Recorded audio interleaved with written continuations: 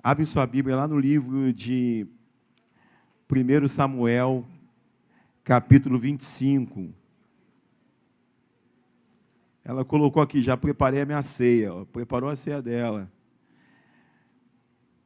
1 Samuel, capítulo 25, versículo 1. É muito bom a gente estar aqui, adorando ao Senhor. 7º dia do ano, a gente vai falar um pouquinho sobre essa questão. Eu não vou sair desses temas ainda de final de ano. A gente vem de uma série de pregação só falando desses temas de final do ano. Vocês vão entender o porquê que eu vou falar sobre isso mais uma vez. Então, primeiro livro de Samuel, capítulo 25, versículo 1, 17. Aqui, para a gente se localizar, nós vamos falar de um período onde o rei Saul ainda estava reinando. Ele tem a perda do mandato aos olhos de Deus, mas não perde o mandato do ponto de vista do homem, da sociedade. Ele continua reinando, mas ele perdeu o mandato de rei por Deus. Deus tirou o mandato dele, por desobediência. Deus tira o mandato do rei Saul e o dá ao rei Davi, mas entre o mandato do rei Saul e o do rei Davi começar a reinar, houve um período ainda muito grande, mesmo o rei Davi sendo ungido rei, ele não reina imediatamente. Nós vamos ler aqui o período ainda em que Davi está fugindo de Saul. Saul está com ciúme, não quer perder o seu mandato e está perseguindo Davi. Então Davi está fugindo do rei Saul. Davi está fugindo, não façam como eu, desliga o seu celular. Davi está fugindo do rei Saul. E ele vai agora encontrar algumas pessoas, alguns tosqueadores de um homem muito rico chamado Nabal.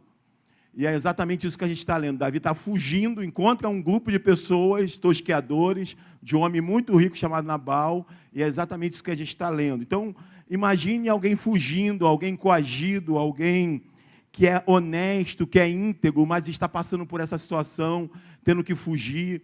E mais um problema, Samuel, aquele que ungiu Davi, aquele que é juiz, aquele que é sacerdote, aquele que é alguém que tinha uma referência para Davi, morreu, acabou de morrer. Davi está em luto, está fugindo de Saul, está em luto, e agora ainda vai ter esse episódio com os tosqueadores de Nabal, na verdade não com os tosqueadores, mas com o próprio Nabal, que o rejeita, que o menospreza, que é insensível ao pedido de Davi. Então vamos lá, 1 Samuel 25, versículo 1 ao 17.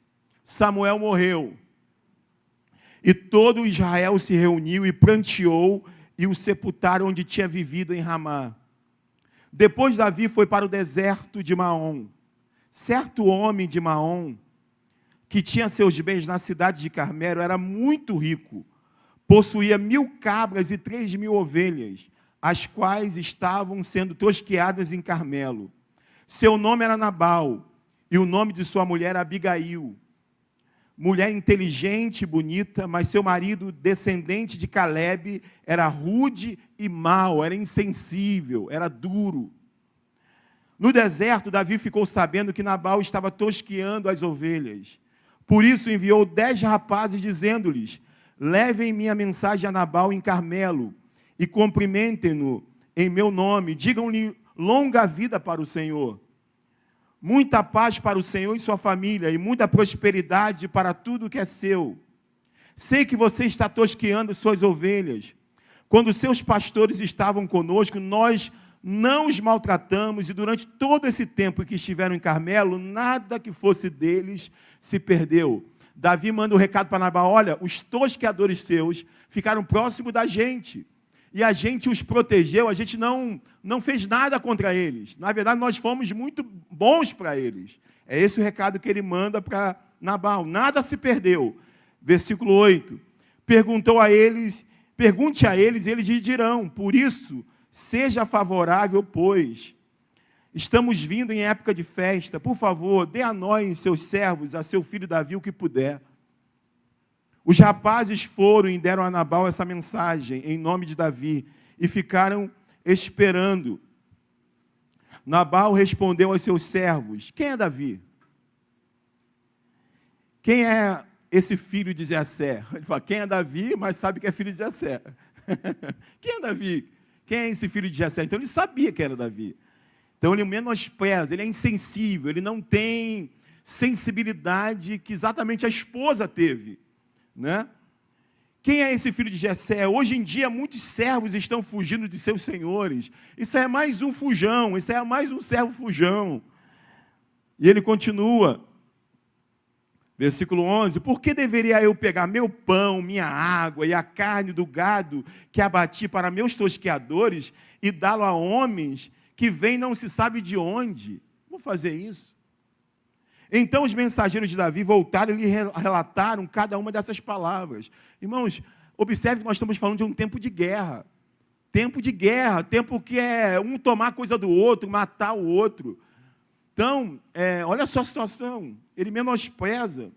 Então eles foram lá e relataram para Davi. Davi ordenou a seus homens, põem suas espadas na cintura, ele fala brabo, põe, ele está irado.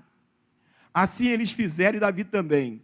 Cerca de 400 homens acompanharam Davi, enquanto 200 permaneceram com a bagagem. Um dos servos disse a Abigail, então, isso está acontecendo. Davi manda recado a Nabal, Nabal o menospreza. Então, agora, quando volta o recado para Davi, Davi se prepara para se vingar, para matar todo mundo. E aí alguém vai lá em Abigail falar para Abigail, a esposa de Nabal, o que estava acontecendo. Um dos servos, versículo 14, disse a Abigail, mulher de Nabal, do deserto Davi enviou mensageiros para saudar o nosso Senhor, mas ele os insultou. No entanto, aqueles homens foram muito bons para conosco, não nos maltrataram, e durante todo o tempo em que estivemos com eles nos campos, nada perdemos. Dia e noite eles eram como um muro ao nosso redor, eles nos protegeram. Durante todo o tempo que estivemos com eles, cuidando de nossas ovelhas. Agora, leve isso em consideração e veja o que a senhora pode fazer. Pois a destruição paira sobre o nosso Senhor e sobre toda a sua família.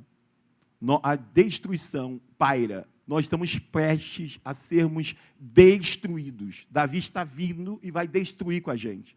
Vai acabar com tudo. E ele vai falar com ela, ó, faz alguma coisa. E o destaque da mensagem está aqui no final do versículo 17. Mas eu queria repetir aqui essa frase, olha, pois a destruição paira sobre o nosso Senhor, que é Nabal, né? E sobre toda a sua família. Pensa nisso aí. Alguém falar, olha, a destruição está pairando sobre a sua família. Qual é a sensação que você tem? Você é sensível a isso? E aí, o final da frase que a gente vai destacar é essa aqui, ó. O servo falando para Abigail sobre o seu patrão. Ele é um homem tão mau que ninguém consegue conversar com ele. Ele é um homem tão mau que ninguém consegue conversar com ele. O final da história é que Abigail vai até Davi, leva algumas coisas, pede a ele misericórdia, fala que o seu marido é um homem duro. Davi tem o seu coração aplacado, perdoa, não vai, e chama ela de uma mulher sábia, inteligente, e depois disso Davi desiste. Só que Nabal é tão duro, fica o coração tão duro, que ele tem um ataque, talvez, do coração, e ele morre. Logo depois que Abigail volta, ele está fazendo uma festa, bebendo, enchendo a cara, totalmente insensível ao que tinha acabado de fazer, totalmente insensível à possível destruição da sua família, e tem uma mulher, uma esposa, que está lutando pela sua família, que está alertando, que está resolvendo o BO do marido. E ele não está sabendo de nada, então ele fica tão duro que ele tem um ataque do coração, talvez, e ele cai ali, duro, e morre. E essa mulher sábia passa a ser a esposa de Davi. Olha que coisa interessante, né? Então, essa frase, ele é um homem tão mau, ele é um homem tão duro. Algumas versões falam, ele é um filho de Belial, é uma expressão fortíssima. Ele é um homem duro, mau, que ninguém consegue conversar com ele. Imagina isso. Já teve experiência de ter pessoas que você não consegue conversar? Não adianta falar. Não adianta. É duro, teimoso, teimosa, não adianta falar. Essa mensagem surge através de um Uber. A gente tem tido experiências com o Uber, né? Todo mundo tem experiência com o Uber. Motorista de Uber. E eu estava no Uber, era acho que o terceiro dia do ano, e eu falando assim, aí ele começou a puxar assunto e falamos sobre ano novo. Ele falou, para mim é mais um dia. Para mim o dia é mais um. Aí eu concordei com ele, falei assim, realmente, nada mudou. É mais um dia. Ele falou, as dívidas continuam, tudo a mesma coisa. E eu tive que concordar com ele, mas eu fiquei também pensando, e eu falei com ele, falei assim, mas a gente também não pode deixar passar essa oportunidade. Como Carlos Drummond de Andrade dizia, quem dividiu os anos em tempo, quem dividiu os anos, quem ficou marcando o tempo, foi alguém muito sábio. Porque quando a gente chega no final do ano, parece que a gente já está exausto. E aí parece que quando vira, parece que dá um ânimo, o ciclo se renova. E é assim, tempo de reflexão. Porque, gente, se tem algo que é perigosíssimo para nós, é viver uma vida sem refletir, é viver uma vida sem se analisar, sem se avaliar, sem parar, sem pensar, será que eu sou esse que ninguém pode conversar? Será que sou esse teimoso? Será que sou esse que tenho minha agenda, fechei com ela e não estou aberto a Deus falar comigo? Não estou aberto a Deus dizer, olha, eu quero te usar, eu quero que você faça isso, eu quero que você passe a frequentar tal lugar, eu quero que você conheça essas pessoas, eu quero que você exerça o seu dom. Será que a gente é tão teimoso que a gente não consegue nem ser sensível à voz de Deus? Então é sim, e o crente, ele não vai ver a virada do ano como algo esotérico, como algo, como se fosse supersticioso. O crente não vai ver a virada do ano dessa forma, ele não vai pular onda, ele não vai usar roupa A, B ou C, cores tal, para virar o ano. Eu achei interessante, acho que foi Sueli que veio de preto, né? no dia 31, eu falei, cara, que legal! Porque a gente não fica preocupado, vou ficar de preto. Isso aí vai. Uma vez eu estava de preto, no dia 31, uma vizinha me viu, ficou apavorada. Você está louco? Usar preto hoje? Usar preto, isso é coisa séria. A gente não é preocupado com isso. Mas sim, é uma oportunidade. O crente é alguém reflexivo. O crente, ele é levado à reflexão o tempo todo. O crente não é alguém que vive por viver e vai deixar a vida me levar, não. O crente, de fato, quem é crente, quem tem temor, quem tem o Espírito Santo, vive toda hora refletindo na vida. Se alguém me encontrar na rua e me ver falando sozinho, eu não estou louco, é que eu estou refletindo. Tem horas que eu disfarço até que estou falando no celular. Às vezes eu estou tão empolgado que eu pego o celular e começo a falar com o celular para ninguém achar que eu sou doido. Mas por quê? Crente é assim. Se deixar, ele cai até no buraco. Porque ele vive pensando, analisando o que eu posso fazer. Não sei se alguém já viu um vídeo que viralizou de um pastor pensando. O dia do pastor, o pensamento do pastor, eu vou na casa da irmã fulana, aí eu vou ter que fazer uma comida não sei o quê, aí tem que visitar ciclano. Ou seja, o crente, não é só pastor não, o crente, ele vive assim. Ele não se fecha na sua agenda e vai embora, não. O crente sensível vive toda hora se perguntando o que eu posso melhorar, o que eu posso fazer, quem eu posso ajudar. Mas será que a gente está como Nabal? Que ninguém pode falar com a gente, que ninguém consegue nos convencer de nada, que a gente é teimoso em algo, insensível para várias coisas que estão acontecendo, a família à beira da destruição, e a gente sem perceber. Nesse ponto, que a gente seja como Abigail, sensível, que a gente tenha sensibilidade, isso é grave, eu tenho que agir, eu tenho que fazer alguma coisa pela minha família está correndo risco.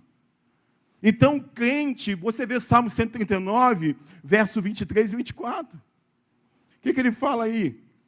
Quem pode abrir para mim? Eu tenho um problema com esse negócio aqui. Obrigado, Vinícius. Salmo 139, verso 23 e 24. O que diz? Olha o salmista aí, olha o crente aí. Obrigado, meu filho. Olha o crente. O que ele vai dizer? Sonda-me, ó Deus. O crente vive assim. Sonda-me, ó Deus. E conhece meu coração. Prova-me. E conhece os meus pensamentos. Vê se há em mim algum caminho mau e guia-me pelo caminho eterno. O crente é isso. Ele vive, Senhor, me sonda. Senhor, olha meu coração, vê se eu estou teimoso em alguma coisa, vê se eu estou fechado para algumas coisas que o Senhor quer que eu me abra, que eu viva, que eu experimente, que eu faça, que eu diga sim. E eu tenho dito não, não e não. Uma coisa que me assusta, como pastor, como crente, é pensar como que às vezes algumas pessoas são insensíveis quando Deus está gritando. Como que algumas pessoas passam sem perceber que Deus está falando. Esse gritar de Deus não precisa necessariamente ser um grito, mas é algo nítido que Ele está falando. A gente teve essa experiência no Covid. O que a gente olhou no Covid e pensou? Deus está falando, de alguma forma. Gente, eu estava lembrando, minha irmã está na Bahia, viajou para a Bahia, minha irmã, Conceição, Otávio. E Otávio ama a terra dele, Cairu, lá no sul da Bahia, ama. Aí ela mandou um vídeo de Otávio dançando na sala, botou lá um vídeo de forró, aí ele dançando na sala, gente, coisa mais engraçada. Aí a gente, ele está como ele gosta, né? Na Bahia fala, você está como gosta. Ele todo bobo. Aí eu lembrei, na época do Covid, como que meu cunhado ficou, minha irmã, trancafiados, janela fechada, com máscara, era uma loucura, a gente não podia ter contato, era uma dificuldade, e agora eu estou vendo meu cunhado ali dançando, sabe, com alegria. Eu fiquei falando, gente, que coisa maravilhosa é poder viver isso, é poder ver isso. Mas aí, quando a gente lembra o que nós passamos, foi em coisas sérias, que deve nos levar à reflexão. Como diz lá em Eclesiastes, que a casa onde há luto, é melhor ir à casa onde há luto do que a casa onde há festa. Gente, parece uma coisa estranha. Como que alguém pode preferir ir na casa onde há luto, ao invés de ir na casa onde há festa? Mas diz que a casa onde há luto é um lugar onde você reflete, onde você é levado a ser sensível. Os vivos veem o fim de todos os homens e aplicam em seu coração. Por isso que é melhor ir à casa onde há luto. É o lugar que te confronta, é o lugar que te mostra a sua finitude, que mostra que você vai morrer, que mostra que você não pode ficar sem falar com sua irmã, sem falar com sua mãe, sem tratar essa questão de família. Você não pode brincar com o tempo, porque nós somos como um vapor. O luto nos confronta, a Covid deveria nos confrontar, mas de alguma maneira nós demos um drible no Covid. E continuamos das mesmas maneiras que vivíamos antes. Então, vamos dizer, a Covid está nos ensinando. O Covid está nos ensinando. Gente, se for parar para pensar, nós voltamos aos mesmos costumes de antes. Quando meu irmão e a família do meu irmão morreu no acidente, eu lembro que eu vivi tão diligente. Eu vivi perdoando todo mundo. Eu vivi dizendo que amava todo dia. E eu dizia, nunca mais eu vou deixar de ser assim. Porque eu sei o que é perder. Eu sei que é acordar um domingo, e o domingo não ser um domingo como outro qualquer. Era o domingo. E que marcou toda a nossa família para sempre. Eu falei, agora eu vou ser alguém descomplicado. Eu já era, eu quero ser mais ainda. Mas com o passar do tempo, se deixar, você volta às mesmas picuinhas de sempre. Porque você começa a achar que você domina o tempo e domina a vida. E você começa a menosprezar e se tornar insensível novamente. Eu desconfio que o que aconteceu com o profeta Elias foi exatamente isso. Essa sensação que eu tenho quando eu vejo Deus falando e alguém não ouvindo Deus, Deus sussurrando, Deus mostrando algo tão claro para aquela pessoa, e aquela pessoa sendo insensível à voz de Deus, teimosa à voz de Deus. A sensação que eu tenho, talvez eu tenho certeza que foi a mesma que o profeta Elias teve. Quando diz lá, 1 Reis, capítulo 19, o que diz lá? Quando ele vai enfrentar os 450 profetas de Baal. Talvez seja uma linguagem totalmente estranha para você, mas eu estou falando de um homem, um profeta de Deus, que está enfrentando profetas de um Deus com Deus minúsculo, 450. E está ali uma arena para todo mundo ver, no Monte Carmelo. Todo mundo vendo. E aí, o que acontece? O profeta Elias, sozinho, ele vai fazer ali uma proposta, um embate com aqueles 450 profetas, que eram ali liderados pelo rei Acabe e pela sua esposa Jezabel. Ele vai dizer, olha, vamos lá, vamos ver quem é Deus de fato, se é o Deus desses 450 profetas, ou se é o Deus verdadeiro que criou os céus e a terra. E naquele embate, diz o texto, que Deus desbaratou aqueles 450 profetas, Deus se manifestou, o poder de Deus foi evidente. E talvez, assim como eu, assim como quem já teve essa experiência de você estar num lugar, Deus falar, Deus se manifestar, e você pensar assim, agora meu irmão se converte, agora minha esposa se quebranta, agora meu marido vai agora querer estar na presença do Senhor, porque eu nunca vi tão evidente a presença do Senhor, como nesse encontro, como nessa reunião, como nessa oração, como nesse livramento, como nessa ação de Deus na nossa família. Agora meu esposo se rende, agora algo vai acontecer. E daqui a pouco, quando você olha, aquela pessoa se tornou mais incrédula do que antes. E foi exatamente a sensação do profeta Elias. Depois dessa vitória que era inegável, indiscutível, desse massacre, da prova de que Deus é poderoso. O que acontece lá em 1 Reis 19, 1 ao 2? Diz o texto que, ora, Acabe contou a Jezabel tudo o que Elias tinha feito e como havia matado todos aqueles profetas à espada. E aí o que aconteceu? Por isso Jezabel mandou um mensageiro a Elias para dizer-lhe que os deuses me castigam com todo rigor, se amanhã, nesta hora, eu não fizer com a sua vida o que você fez com a deles. Elias teve medo e fugiu para salvar a vida em Berseba de Judá. Ele deixou o seu servo. Olha que coisa interessante, depois daquela vitória que talvez o profeta Elias pensou, agora Jezabel se rende. Agora Jezabel serve a Deus, vai abandonar seus deuses. Agora Jezabel vai, tudo bem que ela não queira servir a Deus, mas ela no mínimo vai fugir de medo. Ela vai desistir. Mas não.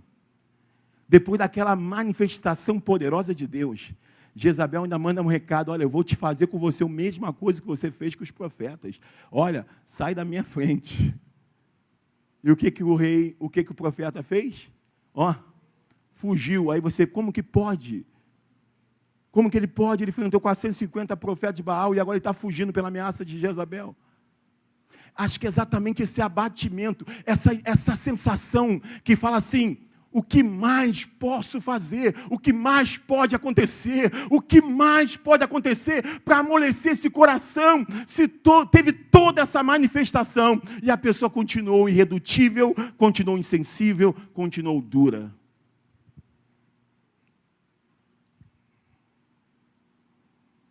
E é exatamente o que a gente tem que tomar cuidado. Nós temos líderes que estão se levantando esse ano, diáconos, nós pastores, evangelista. É isso que a gente tem que tomar cuidado. Porque quando a gente vê um mover de Deus, e quando a gente vê algo totalmente contrário ao mover de Deus, isso tem um poder de abatimento muito grande. É aquela coisa, já teve momentos, a gente está num banquete, já tem coisas que a gente não programa, parece que o céu está baixinho, parece que Deus está ali, você sente, é como se fosse algo real, totalmente real, palpável. Você fala, Deus está aqui. Você fala, Deus está aqui. Eu já vivi momentos assim, dizer, Deus está aqui. De você estar ansioso, de você estar preocupado, de você estar cansado, e daqui a pouco você vai e ora, e você vê, Deus está aqui.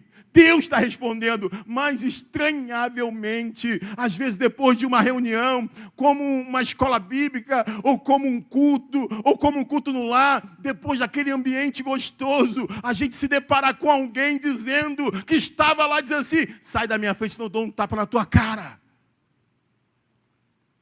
Aquilo choca, e a pergunta que vem, talvez a mesma que veio ao profeta Elias, Jezabel viu o que aconteceu de fato, onde essa mulher estava. que isso não a quebrantou, que isso pelo menos a amedrontou. E a gente pensa, essa pessoa estava na escola bíblica, capaz de ameaçar sua esposa, capaz de ameaçar o seu marido, capaz de dar um tapa na cara do filho, depois de um culto, depois de uma manifestação de Deus. Que é isso? Que insensibilidade é essa? E é isso que eu queria refletir com você, que hoje não seja só o sétimo dia do ano, que seja um dia de reflexão, sim.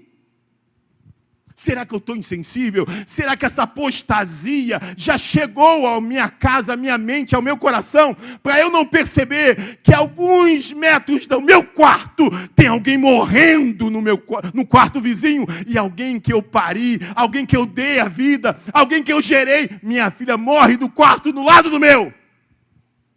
E eu não consigo ser sensível àquele desespero, àquela dor, àquele pedido de socorro. Como Nabal não sabia que a sua família estava prestes a ser dizimada. Que Deus nos dê sensibilidade hoje de enxergar a dor no coração das pessoas que a gente ama. De ser o afago necessário para o coração do teu filho desesperado, do teu pai, do teu irmão. De dar o abraço que ele está tanto desejando, de dar a palavra que ele está tanto esperando.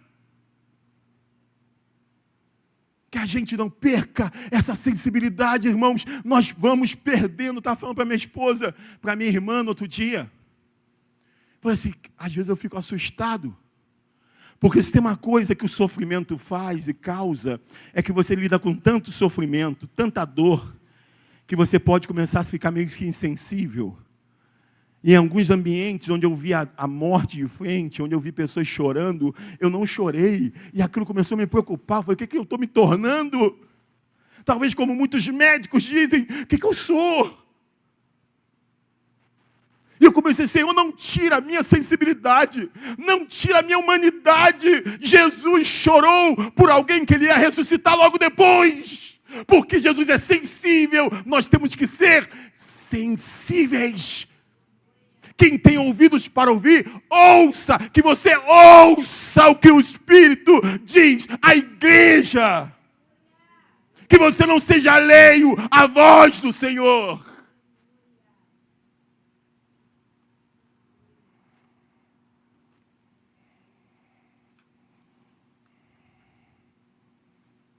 Na época do acidente do meu irmão,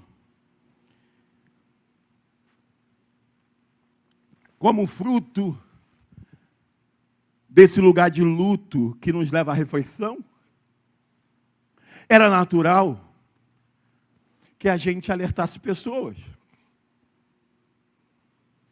Alguém que perde alguém que ama, diz para o outro, olha, como a gente ouve quando é pai, quando está com um filho pequeno, aproveita porque passa rápido. E às vezes a gente ouve, quando você olha, já passou o tempo, já cresceu. Já vai ser mais difícil você dar um abraço. Sai, pai, sai. Então, como fruto disso, minha mãe falou para uma pessoa assim, fulana, a pessoa estava vivendo uma crise terrível no casamento, e a minha mãe falou assim, alguém dá um recado para aquela irmã, para aquela moça, menina nova, que eu quero falar com ela. Eu lembro a resposta que ela mandou, e foi muito interessante. Olha só que coisa. Ela falou assim, manda dizer para ela que eu posso até ir, mas que ela não use o acidente e o que aconteceu para tentar me dizer que eu tenho que continuar lutando pela minha família. Que eu não tenho que fazer o que eu estou disposta a fazer, largar tudo. Que ela não use isso que aconteceu para tentar me dar lição de moral. Eu lembro que minha mãe, alguém trouxe aquela resposta, minha mãe sentiu. É estranho, mas às vezes, coisas chocantes. Coisas que você fala assim, eu não tenho nada. E não há o médico falou, já era. A enfermeira disse, acabou. Acabou. E naquele ambiente onde você só tem Deus, você conseguir ver alguém flertando com o pecado, alguém marcando o encontro, alguém preparando algo dentro de um pecado, dentro de uma loucura, dentro de uma vida sem juízo. Meu Deus, como que essa situação de morte, de a gente só ter Deus, não te levou a dizer, a partir de agora eu acabo com isso, a partir de agora eu quero me entregar ao Senhor, a partir de agora eu quero uma vida diante do Senhor. Chega de aventura. Não, nós somos capazes de, após o mar vermelho abrir, a gente se alegrar, a gente dançar com Miriam, tocando tamborim. E logo depois, a gente começar a blasfemar e esquecer do grande milagre que foi feito alguns minutos atrás. E é isso que o Senhor está falando com a gente nesse 7º dia do ano. Estou falando certo, 7º dia? É isso. Para que a gente não deixe isso acontecer. Permaneça sensível. Permaneça reflexivo, permaneça sensível à voz do Senhor. Perceba Ele na tua história, perceba Ele na tua vida, perceba Ele na sua faculdade, perceba Ele na tua trajetória. Quando Ele te enxergou, quando ninguém te enxergou, e te trouxe quando alguém te abandonou, quando alguém se esqueceu de você, porque ainda que tua mãe te esqueça de você, todavia Ele não se esquece de você. Ele tem cuidado de você, por mais que você não reconheça, Ele tem te trazido e te conduzido até esse dia. Que a gente seja sensível a isso. Cuidado com o seu grau de exigência. Cuidado com essa insensibilidade que te eleva o grau de exigência de tal maneira que você não tem mais sentimento para nada e para ninguém. Eu estava com a mania de ver vídeos de igrejas, de situações vexatórias de igreja. É muito comum, né, atualmente, vídeos vexatórios de pastores fazendo coisas ridículas, de líderes de louvor fazendo coisas ridículas. Tem vários grupos agora no Instagram que te mostram, aí você começa a rir, aí começa a debochar, falsas revelações, manipulações, coisas que a gente tem nojo. Eu estava viciado nessas coisas. E isso começou a me fazer mal, que eu comecei a olhar para a igreja e dizer, nada presta, está tudo acabado, não tem mais ninguém íntegro. A mesma síndrome de Elias, acabou, só eu fiquei. Olha que prepotência. Aí Deus falou, ei Elias, tem 7.000 pessoas que não se corromperam. Você não é o único, não. Aí eu comecei a deixar de seguir essas páginas, sabe por quê? Porque eu estava ficando assim. Qualquer coisa que alguém falava, de qualquer coisa de revelação, já sai daqui, negócio de revelação, isso é tudo mentira. Qualquer coisa que alguém era um pouquinho diferente, usa calça comprida, manga comprida, eu já olhava, eu não gosto desse negócio, fanatismo. Eu comecei a ficar crítico de tudo.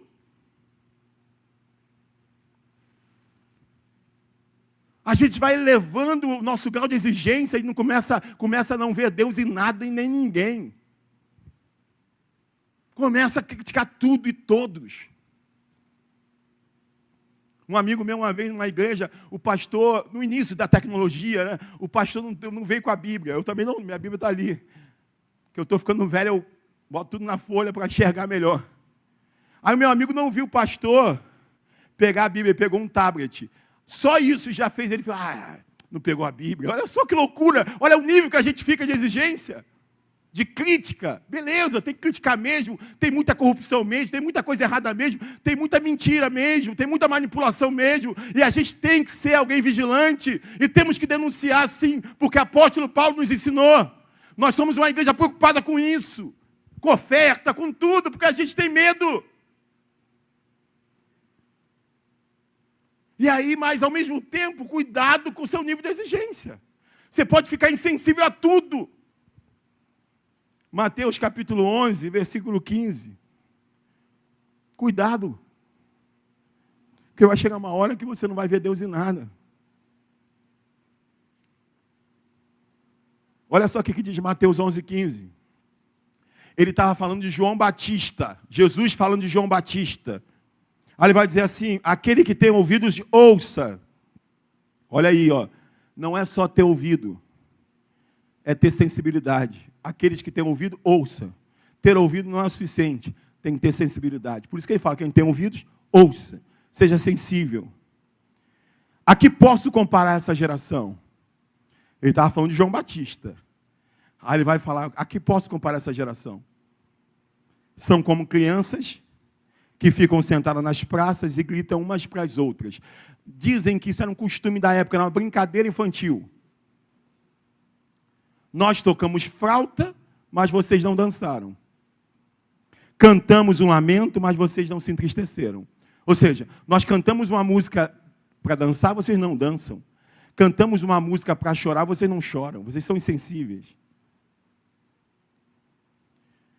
Versículo 18, olha o que ele vai falar. Pois veio João, qual a característica de João? Jejua, não bebe vinho, e dizem, ele tem demônio.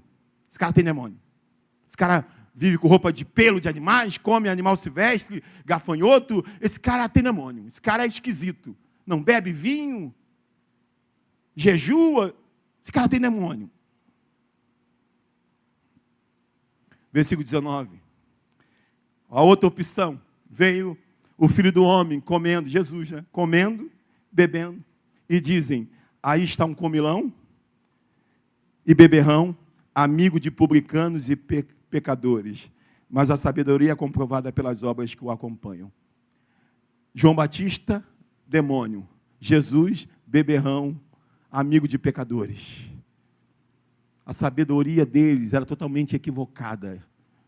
Porque eles tinham um nível de exigência de que nada estava bom. Pode vir alguém como João Batista, alguém de calça comprida, de manga comprida, alguém bem austero, mas pode vir alguém mais modernão, ainda assim não está bom. Cuidado com isso. Olha só que coisa interessante. Ele continua, versículo 20. Então Jesus começou a denunciar as cidades em que havia sido realizada a maioria dos seus milagres, porque não se arrependeram. Ele começou a lembrar das cidades que ele realizou milagres e cidades que não se arrependeram. Mesmo na evidência, uma evidência clara do que ele estava fazendo, do poder dele, as pessoas não se arrependeram. Aí ele diz, ai de você, Corazim. Isso é algo gritado, tá? Ai de você, Corazim. Ai de você, Betsaida, porque se os milagres que foram realizados entre vocês tivessem sido realizados em Tiro e Sidom, um lugar que foi frio, duro, mas se o que aconteceu em Corazim, o que aconteceu em Betsaida, o que eu realizei, a minha presença, os meus milagres, os meus sinais, o meu amor, se tudo isso tivesse acontecido em Tiro e Sidom, há muito tempo elas teriam se arrependido. Elas teriam vestido roupa de saco e cobrindo de cinza. Roupa de saco e cobrindo de cinza era uma prática judaica de arrependimento, de quebrantamento. Ele vai dizer, olha, se lá em Tiro e Sidom acontecesse o que aconteceu aí em vocês, aquela cidade teria se arrependido há muito tempo. Vocês foram insensíveis. E você, Cafarnaum, será levado até o céu? Não. Você descerá até o Hades. Se os milagres que em você foram realizados, tivessem sido realizados, olha aí, um lugar conhecido para a gente, como sinal da maior depravação moral. Ele vai dizer, olha, se em Sodoma tivesse acontecido o que aconteceu aí em Cafarnaum, dos sinais, dos milagres, da minha presença, do meu amor, até mesmo em Sodoma, ela teria permanecido até hoje, ela não teria sido destruída. Mas eu afirmo que no dia do juízo haverá menor rigor para Sodoma do que para você. Irmãos, a gente precisa pedir ao Espírito Santo, não nos permita viver essa apostasia desse tempo, essa insensibilidade. Tem coisas que são tão sérias, que às vezes até situações em que a pessoa está dizendo assim, me ajuda com uma oração, me ajuda com um abraço. Alguém é capaz de ver de visualizar e de não se sensibilizar. Nós precisamos sair daqui hoje decididos a não sermos todo mundo. Todo mundo será acometido da apostasia, da frieza, da insensibilidade, mas eu e você vamos precisar renovar nossa mente para que a gente continue sensível, para que a tua casa seja uma casa sem muros, sem paredes. Eu lembro, minha mãe viajava com meu pai a trabalho, meu pai levava minha mãe para tudo quanto era lugar, parte do mundo que ele ia embarcado, e mandava chamar minha mãe, e o dom que era da minha mãe passava para minhas irmãs. Um olhar, ela falava: o que você tem? O que você fez? O que está acontecendo? Vem cá. Eu conversava com o Luciano, meu primo. Luciano, rapaz, a gente não consegue nem fazer coisa errada, cara. Parece que tudo Deus revela lá em casa. Dia de sexta-feira a gente tinha medo de ir para casa. E aquela coisa, Júlio, de acordar com a mãe orando pela gente. Dormindo, o rapaz dava um grito. O que foi, mãe? Continua dormindo, só estou orando por você. Estou repreendendo os demônios na sua vida. Mentira, eu não falava isso não. Só estou orando por você. Estou cobrindo você de oração. Pode continuar dormindo, filho. Só estou orando. Madrugada, 3 horas da manhã, estava ela com a mão na minha cabeça. Mães, pais, filhos. Sabe? Olha que coisa triste, gente. Já estou acabando. Marcos capítulo 3, versículo 4.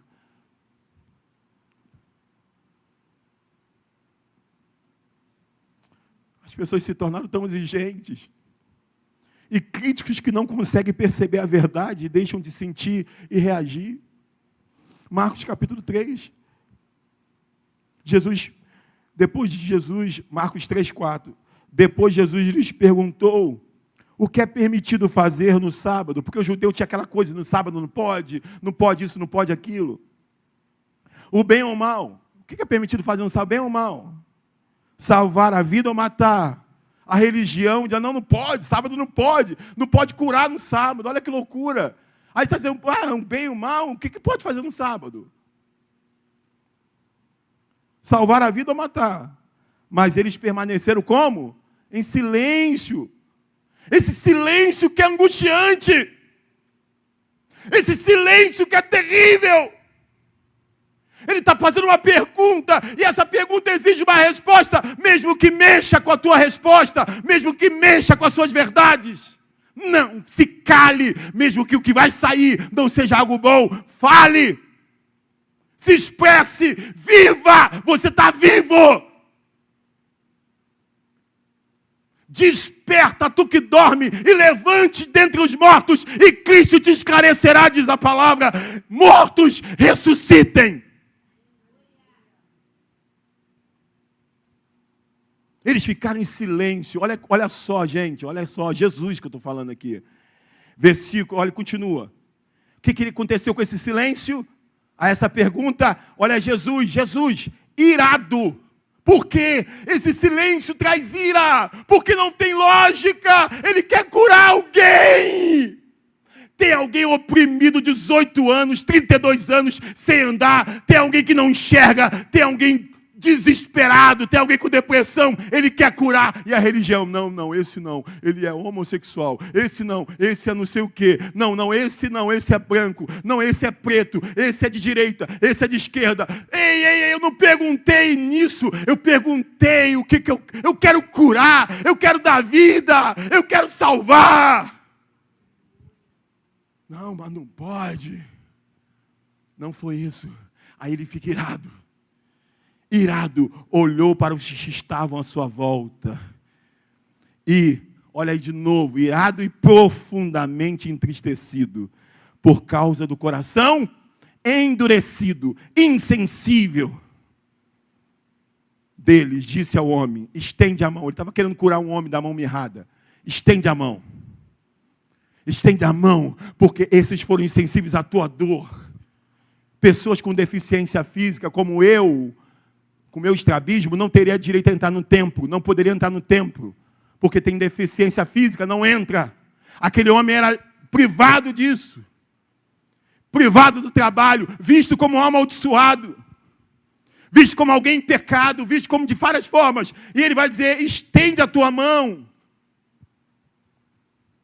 Ele a estendeu e ela foi restaurada. Então, o que aconteceu com os fariseus? Eles se quebrantaram porque viram a restauração de uma mão, de uma pessoa sofrida? Não! O que eles fizeram com isso? Então, os fariseus saíram e começaram a conspirar com os herodianos contra Jesus, sobre como poderiam matá-lo. E se a gente não tomar cuidado, a gente se torna tão insensível que a gente não consegue se quebrantar pela vida, pela cura, pela restauração, pela mudança, pelo socorro, pela salvação da sua família. Não se quebrantaram com a restauração da mão do homem, muito pelo contrário, começaram, vamos matar ele, vamos matar. Que Deus tenha misericórdia de nós. Lembra do que eu falei do profeta Elias? Qual foi a indignação do profeta Elias? Qual foi o sentimento do profeta Elias? De olhar e ver Jezabel ser tão dura. Talvez o seu marido esteja exatamente assim em relação a você. Ele não sabe mais o que fazer. Para que você se quebrante. Talvez sua esposa não saiba mais o que fazer. E essa sensação de que você não sabe, você já tentou, você já chamou, você já orientou, você já pediu, você já chorou, você já passou mal. E a gente permanece duro. Talvez hoje seja o dia da gente entender que a casa não é só da mulher, mas é de todo mundo. Talvez hoje, adolescente, seja a hora de você entender que talvez depois que alguém limpou a louça toda, você deixar um prato ali, aquilo é algo que machuca e desgasta. E chega uma hora que a gente não suporta. Cuidado com a síndrome de achar que o outro sempre vai estar lá. O nosso mal é esse. A gente tem uma síndrome chamada que pensa que o outro sempre vai estar lá. Minha esposa sempre vai estar lá. Meu marido sempre vai estar lá. Minha mãe sempre vai estar lá. Meu irmão sempre vai estar lá. Torne o ambiente da tua casa um ambiente de respeito, um ambiente de empatia, onde todos são responsáveis por tudo. Onde você honra, onde você tem empatia. Eu, às vezes, sou duro. Minha esposa fez uma sobrecoxa, aí eu fiquei, rapaz, esse negócio de frango, eu não aguento mais frango. Ela com o maior cuidado, aí botou na airfry. Gente, o cheiro da airfry me deixa mal, cara. Eu não consigo me acostumar. Aí o frango na airfry, eita! Gordo gosta de óleo. Ela pensando na minha saúde. Né, meu amor? Você pensando na minha saúde e eu ignorante. O médico falou para mim, tem que acabar com essas banhas aí, rapaz. Essa semana. Aí eu fui, não quis comer, não quero comer. A filha, não quero comer também não, mãe. Aí eu vi o rosto dela. Ela fez uma farofinha, uma batatinha. Nada. Aí, a fome começou a bater. O pessoal não fala isso? Deixa com fome que come, é pedra. Aí eu fui na cozinha, assim, eu olhei para a airfryer olhou para mim. Eu olhei para a airfryer olhou para mim, eu abri a airfryer pensando que havia um frango branco, né, com aquela cor feia que não chama, que não atrai. Quando abri um frango moreninho, rapaz, opa, com a casquinha e tudo, rapaz. Fez no óleo? Aí eu olhei para um lado, olhei para o outro, né? Não vou dar braço a torcer, peguei, comecei a comer. Gente, que coisa gostosa, parecia um maná no deserto. Que coisa gostosa, cara, que é isso? E agora, cara, e agora se ela vê, meu Deus do céu, e agora? Eu não queria um só, eu comecei a pegar, parecia doce, peguei 2, 3, gente, não botei nem no prato, peguei na mão, comendo na mão. Aí me fartei ao Espírito Santo. Ei, rapaz, sem vergonha, vai lá, confessa o seu pecado. Aí, amor, até que é gostoso, hein? Até que é bom. Bem baixinha, até que é gostoso. Ela, comeu, né? A gente é duro demais, irmãos. A gente é insensível demais. Senta, vê tudo limpo. Não pensa quem limpou. Não pensa em manter limpo. Isso cansa, parece coisa pequena, não parece uma coisa boba, mas cansa. Tem gente que já está no ponto de surtar. Hoje, que Deus nos dê uma sensibilidade panorâmica sobre a igreja, sobre você mesmo, com você mesmo, como você tem se tratado, sua saúde, quantas coisas, sobre seu esposo, sua esposa, sobre Deus. Deus ainda pode mexer na tua agenda. Se Deus te disser assim, olha, se levante para liderar jovens, como muitos vão se levantar hoje. Se levante para aconselhar mulheres. Ajude as irmãs, saia da tua casa, não viva só para você. Tem uma agenda da tua igreja local. Você ama a igreja local? Gente, eu tenho um sonho. Eu vou confessar um pecado, eu tenho um sonho. De um dia botar algo ali, fechou, não tem mais culto, não tem mais igreja, vai vender. Lá no estatuto fala que se a gente se desfizer aqui, a gente tem que doar esse espaço. Esse espaço não está no meu nome, na minha família. É o nome da igreja. Se a gente se desfizer, tem que doar para uma instituição. Eu tenho vontade de botar ali, fechou, acabou. Porque tem gente que não move um dedo pela igreja, não move um dedo pelos ministérios, não move um dedo por uma visita, não move um dedo por nada da sua igreja local. Nós somos uma igreja cuidadosa. Tem igreja que você não tem tempo nem de respirar. É culto segunda, terça, quarta, quinta, sexta, sábado, domingo. Aqui é 2 cultos. Cadê o povo? A gente menospreza, tá lá, eu estou me fartando, tá lá, a hora que eu quiser, tá lá. Aí veio a Covid, a gente, cara, eu falei assim, gente, na Covid a gente vai fechar, vai falir, acabou. Foi quando as pessoas mais contribuíram, a igreja conseguiu se manter, mesmo sem culto presencial. Sabe por quê? Ficou todo mundo pensando que ia perder o espaço. E quando a gente não valoriza. Nosso culto de T31 estava vazio. Ano que vem eu falei, eu não aceito, ano que vem a gente vai revolucionar. A igreja local, a gente não idolatra a igreja, não tem a foto do pastor lá, da pastora, o pastor é pastora lá. Não, nós não idolatramos homem, pra cá, nada, mas nós fomos chamados para esse lugar, tem que ter o mínimo de interesse por ele. Ser membro te dá obrigações, assiduidade, contribuição, prestar seus dons para a comunidade, para os seus irmãos. 7º dia do ano, hoje você pode sair daqui desafiado. Mas eu entendi o que o pastor quis dizer. Em relação à sua família, eu nem preciso falar. Já passou da hora de você sentar com sua filha e parar de achar que esse assunto é só da sua esposa. Agora tua filha está precisando ouvir o pai falar com ela. Sua esposa já falou, é coisa de mulher, é coisa de qualquer um. Senta com a tua filha. Muda a sua forma de enxergar suas relações. Irmãos, sejam sensíveis, como Abigail.